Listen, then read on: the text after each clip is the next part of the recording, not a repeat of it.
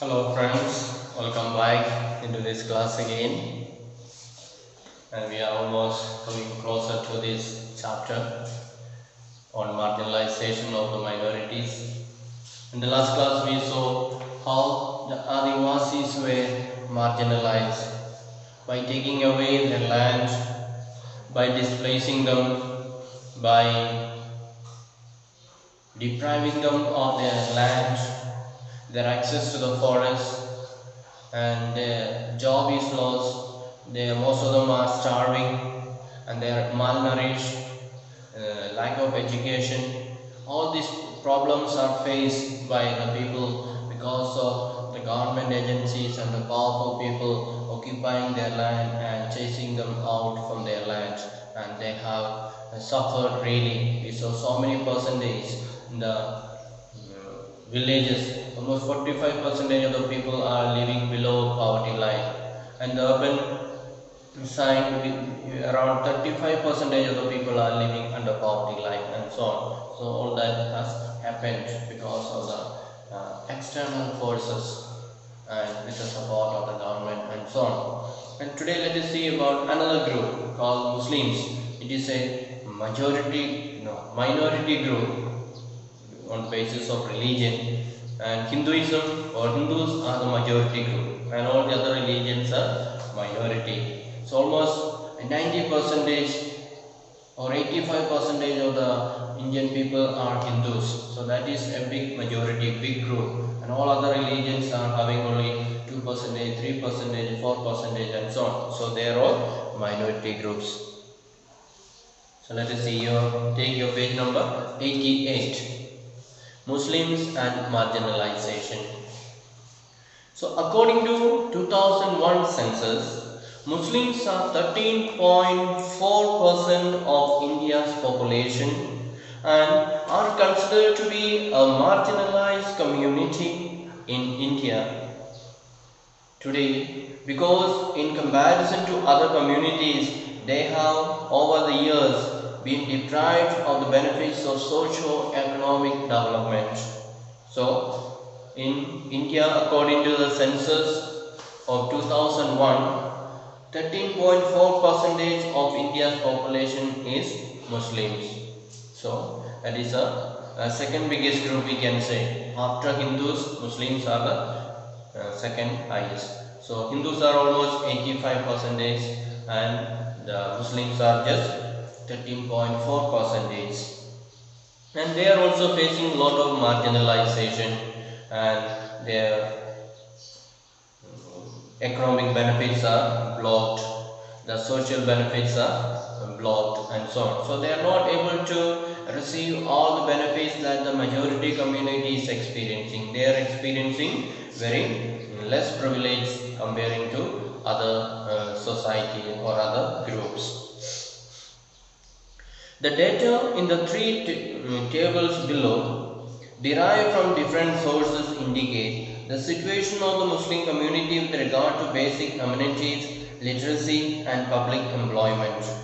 Read the tables below. What do you think these tables tell us about the socio-economic status of the Muslim community? So we have three tables given, and the first table, there it is showing Kacha house. So how many people have got their Kacha houses? So 63.6% of Muslims live in Kacha houses, and 55.2% of Hindus live in Kacha house. So comparing to Hindus, who are the people having more benefits? It is the Hindus. So 63.6% of the Muslim people are living in Kacha houses, while Hindus, they are living only 55.2% they are living in Kacha houses. So Hindus have got more privileges, more facilities. Then let us see electricity connection. Who are the people having more electricity connections? So 30% of Muslims have access to electricity. Only 30% of Muslims are having electricity connection. Then if you think about Hindus, 43.2% of the Hindus have got connection or access to the electricity. So there also Hindus are better. Then let's see piped water. Those are getting piped water or connection, water connection. So 19.4% of Muslims have access to piped water. So very few people, only 19.4% of the people have got access to water supply.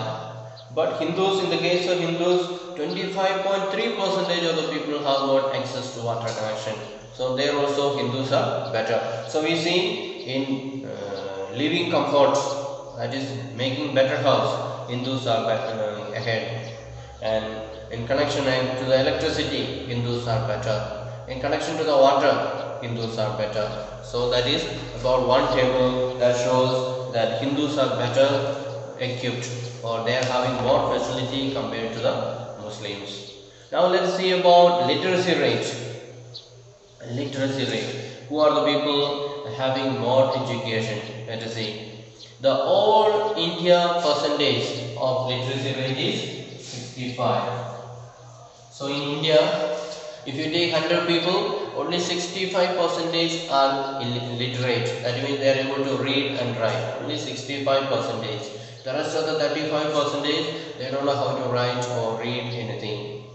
Then if you divide them, we can say Hindus also have got the same. Hindus also, they have 65%. Then Muslims, they have only 59%. Then Christians, they have 80%.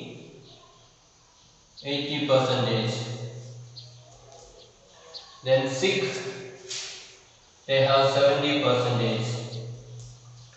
Then Buddhism, 73. Then Jain, they have 94%. So that is a difference. So we see here in matters of literacy, the Muslims, they are the lowest. They have only 59% literacy. Only 59% of the children are going to school and learning. Hindus have got 65, Christians have got 80%, Sikhs are around 70% going, Buddhists are around 73% going to the school, and Jains are the highest. 94% of the Jains are going to the school. So we see the difference there. All are not getting equal access to education. So Muslims are among all, if you consider the religious wise, Muslims are the one having lowest literacy rate. Now let us see again the public employment of Muslims. So how the public employment, how the government jobs are distributed. Let us see. So the total population is 13.5. We said earlier, Muslim population is just 13.5 in our country. So 13.5% of the population is Muslims, and out of this, how many IAS officers are there? There are just 3 IAS officers are there. What is IAS full form? IAS. Indian Administrative Service. IAS means Indian Administrative Service. Then IPS. How many IPS officers are there from Muslim community? Just 4. Only 4%. So not a 3. This is, so IAS is 3% of the people are IAS officers. Then IPS. IPS means Indian Police Service. IAS means Indian Administrative Service. IPS means Indian Police Service. Then IFS. What's meaning IFS? IFS is only just 1.8%. 1.8% people are employed in IFS. IFS means Indian Foreign Service. Indian Foreign Service. Then central public sector unit, that means those are employed in PSU, central public sector units, just 3.3%. Then state PSU, those are working in the state public sector units, 10.8%. The banks and the RBI, those Muslims who are working in the banks and RBI bank, 2.2%. So they are, you can see there are just very little, just 5. All are, almost everything is under 10 except one. Only those who are working in the state PSU, that is 10.8. All other places we can see 5%, 3%, 4%, 1.8%, and so on. So even in that matters of providing job in the government services, we can see there is a lot of discrimination is there. They are sidelined. The majority of opportunities are given to others, and so on. So from all these three tables we can realize that the Muslims are a minority community and they are marginalized. They are not given equal opportunities, or they are not able to get access to equal opportunity just like other religions. They are all just lagging behind. Then, recognizing that Muslims in India were lagging behind in terms of various development indicators, the government set up a high-level committee in 2005. So, government realized that the Muslims are not able to come up with other religions, and therefore government made a committee to study why Muslims are lagging behind, why they are not able to get equality with other religions, and so on. Then, chaired by Justice Rajinder Sachar, the committee examined the social, economic, and educational status of the Muslim community in India. So, this committee, who was the head of the community? He was a justice, a judge from the court. He was Rajinder Sachar. So he and his team went around meeting the people, examining them, asking them questions, and so on. So they examined their social status, why socially they are behind, or why economically they are behind, or why educationally they are behind. They were going around finding out the reason. And the report discusses in detail the marginalization of this community. So the judge and his team came and gave back the report to the government saying these communities marginalized. They are pushed to the side. They are not given equal opportunity. That's why they are lagging behind. And it suggests that on range of social, economic, and educational indicators, the situation of the Muslim community is comparable to that of other marginalized communities like scheduled castes and scheduled tribes. So just like some of the tribes in India are marginalized, these Muslims are also marginalized. For example, according to the report, the average years of schooling for Muslim children between 7 to 16 is much lower than that of other socio-religious communities. So the Muslim children, they are not going to school much. So if you consider the children having between 7 years and 16 years, very few are going to school compared to other religions. Other religious people, they are sending their children to the school, but Muslims are not sending the children to the school. Very few are going to school, and that is one reason why they are not able to get government jobs, because the educated people are very less. Here we said their educational status is only 59, so very few people are going to school. They go out, some of them get married early, and they start working, and they forget about going to the school or getting job, and so they are just immediately looking for how can I get some money. So most of them start working at a young age onwards, and they do not worry or do not bother about going to school and learning and so on. Then economic and social marginalization experienced by Muslims has other dimensions as well. So we said economical and social marginalization also is experienced. So they are not only experiencing marginalization in the government jobs and in education, but they are also facing that marginalization in the economic level as well as in social level. So in the society also they are marginalized, economically also they are marginalized. Economically marginalized means they are becoming poorer and poor. They are not getting job opportunities. They are not getting work to do work, and so no opportunity. Opportunities are all given to other big communities. Then, like other minorities, Muslims' customs and practices are sometimes quite distinct from what is seen as mainstream. So, like other minorities, there are so many other religions are there. They are all minorities. Only Hindus are majority. Christians, Buddhists, Jains, they are all minorities. And so, unlike other minorities, Muslim customs and practices are sometimes quite distinct from what is seen as mainstream. So mainstream means the main practice.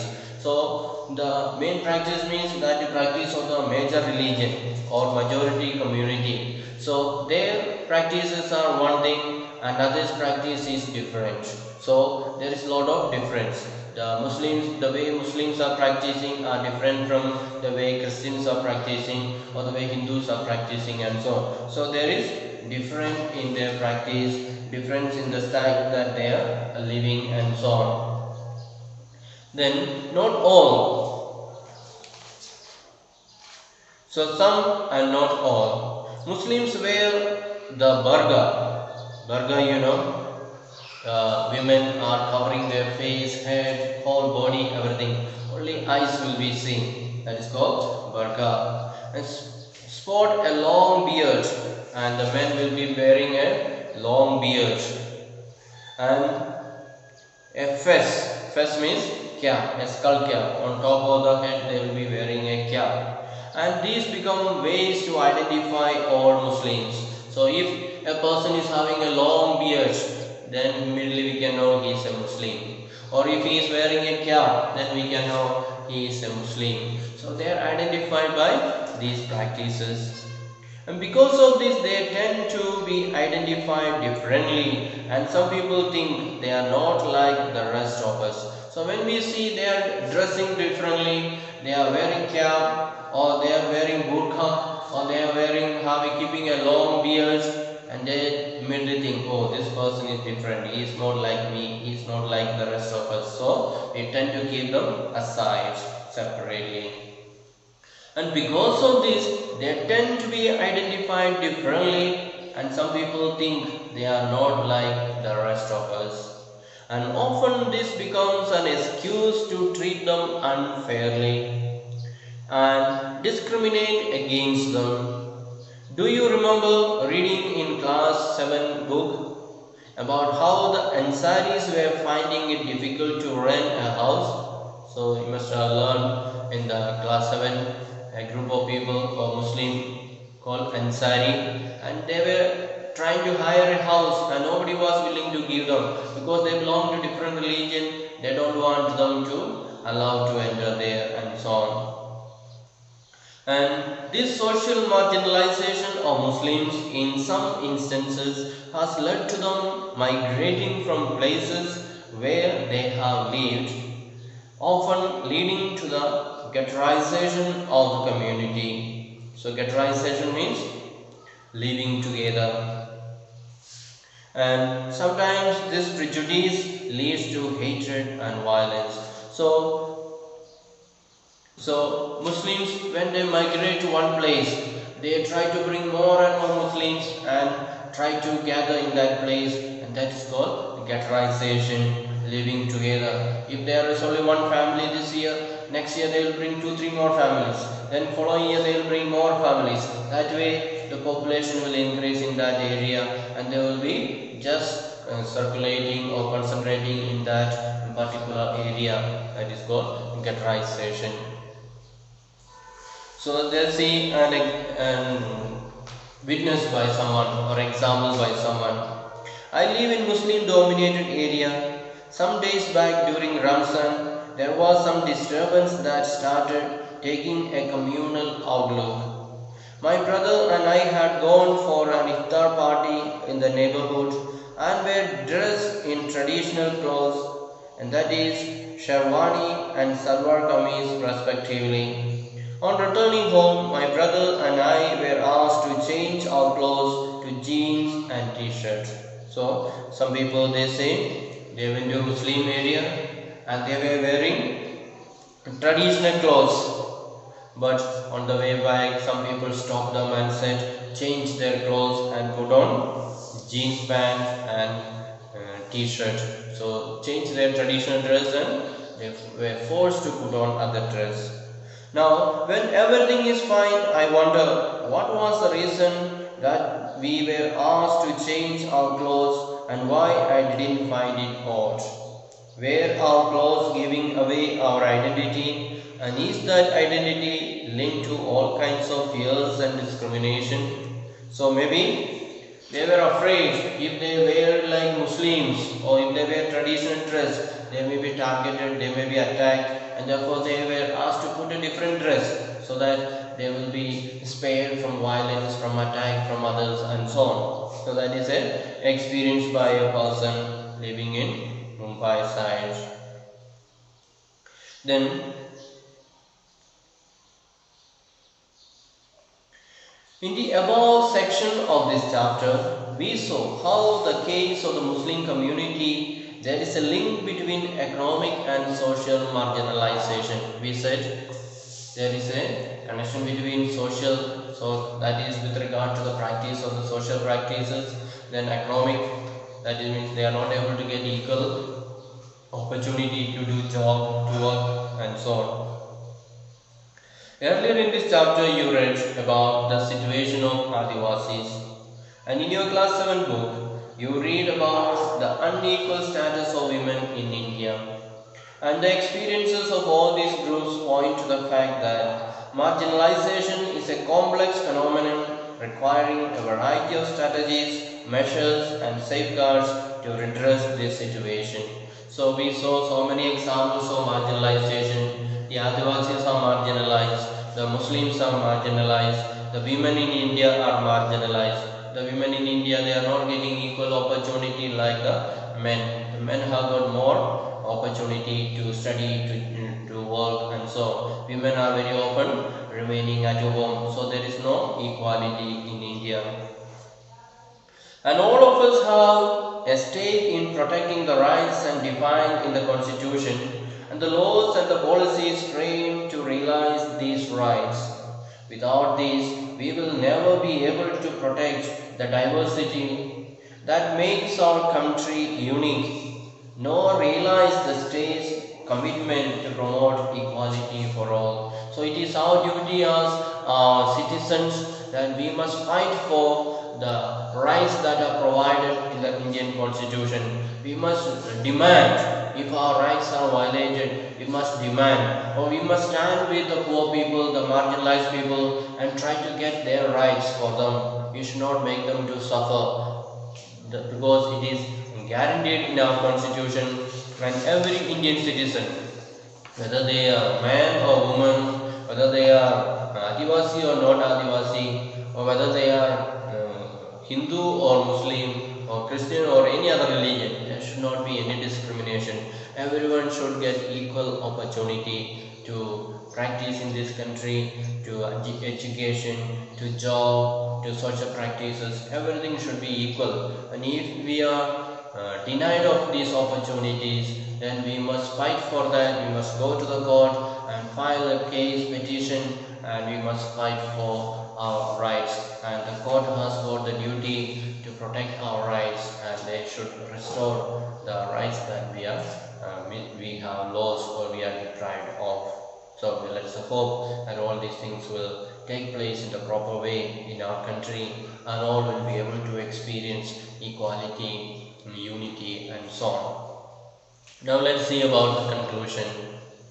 So in this chapter we have tried to understand what it means to be a marginalized community. So in the case of Adivasis and in the case of Muslims, we saw how they are facing marginalization. We have tried to look at this through the experiences of different marginalized communities. And there are different reasons for each of these communities being marginalized. So each community is facing different reasons for marginalization. And these Aussies are marginalized because their lands are taken away, they are chased out from their land and so on. So they are marginalized, they have no means to live. Before they were living comfortably, self-sufficient. Now they are made like servants, they have to work very hard. Even after working, they are not paid full wage and so on. And the Muslims are marginalized because of their social practices or because of their different way of dressing and so on. They are marginalized.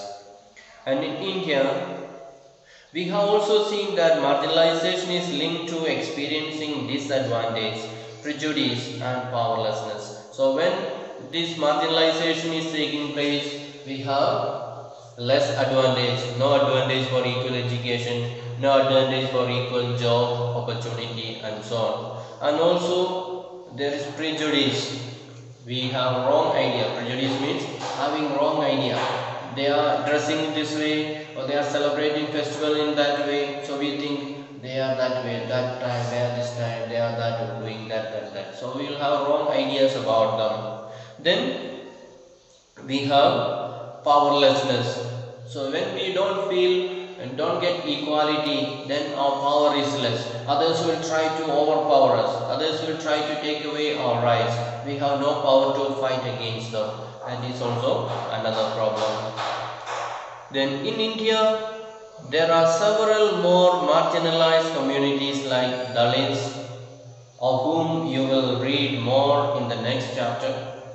And marginalization results in having a low social status and not having equal access to education and other resources. So, the next chapter we will study again about marginalization and we shall study about Dalit people. And when we say marginalization, then because of the marginalization, the social status is going down. We are not getting equality in the society. We say, oh, he is a low class person or he is a cheap person. We don't get equal.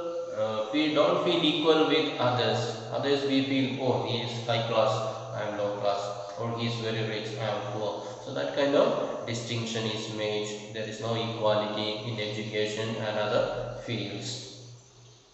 And yet, the lives of marginalized people can and do change. Thus, no one is marginalized all the time in exactly the same way. If we go back to the two examples of marginalization we have discussed, we will see that each of these groups has a long history of struggle and resistance. So, we see the marginalization is not always, it can change. If you fight for it, we can get more rights, we can get equal rights. So in the case of Adivasis and the Muslims, we know they have been struggling, there have been fighting, there have been violence because they are trying to get back the lost rights and become equal with others. And marginalized communities want to maintain their cultural distinctiveness while having access to rights and development and other opportunities. In the next chapter, we will read about how different groups have confronted marginalization. So, marginalization has caused a lot of distinctiveness, a lot of separation from one group of people to another group of people on the basis of religion, on the basis of culture, on the basis of economic advantages, and so there's a lot of differences and disadvantages are there. So let us see all that in the next chapter. So we have come to the end of this chapter and we learned about two communities, how they have suffered, how they are affected in different areas, in the economic level, in the social level, and how they are struggling to survive because they are not equally considered. Because of all that, they have suffered a lot. So the question answers I will give you, I will send it in the group and you can write down and send me back again the photos. So I have told when you write down the notes, on the page, top of the page, every page you write your name and also the date, which date you are sending the, so all that. Some people have already forgotten that, so I am reminding you again. On top of every page you have to write your name and the date also. Then take photo, make it clear photo, not simply anyhow shooting and I cannot read some of you. So take nice clear photos and send it. Okay. Then there is some glossary is given there. You can read some important terms, important words are there. So try to read and understand the meaning. So hierarchy, ghettoization, mainstream, displaced, militarized, malnourished, and so on. So around 6 words are there. So read and understand that meaning. Okay. So we'll meet again in the next class and we will study another lesson. So till then, bye. Have a nice day.